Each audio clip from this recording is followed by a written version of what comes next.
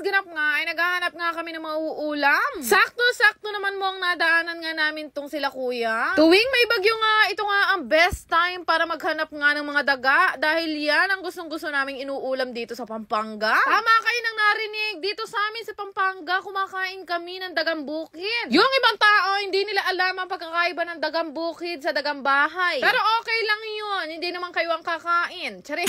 Ito nga sa probinsya namin, pinag-aagawan yan talaga ng sobra kapag meron silang nakikitang nagtitinda. Ang kilo nga ng daga dito sa amin ay 150. So medyo marami-rami na nga daw itong nakuha nila kuya. Pero syempre, bago ko mag-vlog, tinanong ko muna sila kung pwede ko ba silang videohan. Marami-rami nga rin itong nabili namin sa kanila at nakakahalaga nga daw ng 300 pesos. Nasa 24 na daga din kasi to at nilagay na lang namin sila sa Shein. Naksyuta.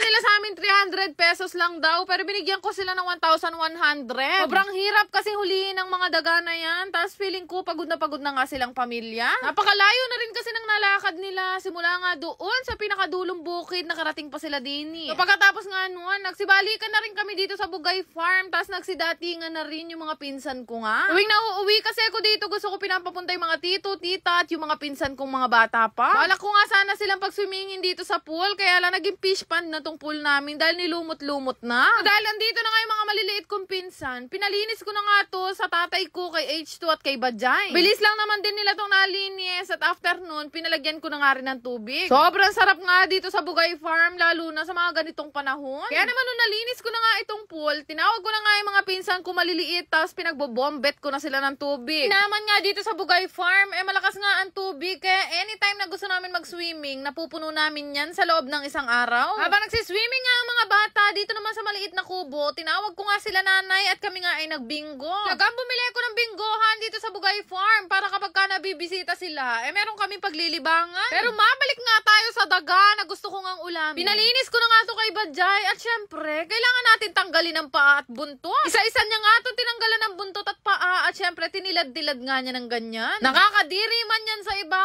pero grabe, walang masasarap sa karni ng dagang bukid. Ito nga mga daga na kakainin na uulamin namin, mga palay ang kinakain niyan, hindi damit. So, sobrang excited nila dito sa Dagis. Hindi ko na nga na-videoan, kabod na luto nila. Adobo nga pala yung ginawa nilang luto dito. Dahil ilang taon na rin kami nagsasama nitong si Bebo, wala siyang choice. Nagustuhan at ngayon paboritong-paborito niya na ang daga. Kaya sabi ko sa kanya, di bali kapag ka naglinis ako sa atin, maraming daga sa bodega. Tsari! Uwing tag-ulan kasi dito sa probinsya namin sa Pampanga, hindi pwedeng mawala yung mga taong nag-uulam talaga ng adobong daga. Pero syempre, hindi ko naman nilalahat. Meron pa rin mga tao talaga na hindi kumakain nito. Noon pa man, ako lang yata ang Disney princess na nag-uulam ng dagang bukid. Naksyuta? Mula kasi nung bata ako, kapag katag-ulan na, hinihintay ko talaga na may magtinda sa amin ng mga daga. At sa mga naku-curious nga kung ano ang lasa nito, ito na nga ang sign para manghuli kayo sa inyo. Pero dapat sa bukid Sobrang sarap niyan guys. Kung papipiliin ako, manok o daga, sa daga tayo. Ito na nga lahat ng ulam namin ngayon. Nagpunta na nga kami dito sa malaki naming garahe at dito na nga lang kami nag-decide na kumain dahil hindi kami kasya sa kubo. Bukod nga sa daga, naglitsyon pa nga ng manok itong sila Bebo at nagluto naman ng sopa si Angeline Mapagmahal. Sobrang sarap nga ng kain namin ngayong gabi dahil mapresko at hindi maalinsangan ngayon. Kaya guys, kung meron kayong binebentang daga, pwera lang yung mga nasa baha. Pwede ko yung bilhin. Naksyuta.